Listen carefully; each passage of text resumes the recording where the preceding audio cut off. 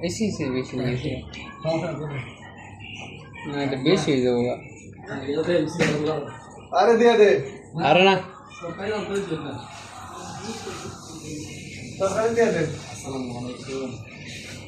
আর তো দে আমার হাতে যেটি আছে এটি বেশি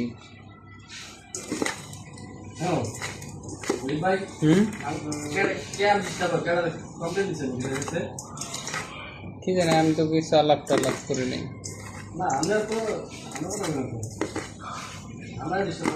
হয়তোবা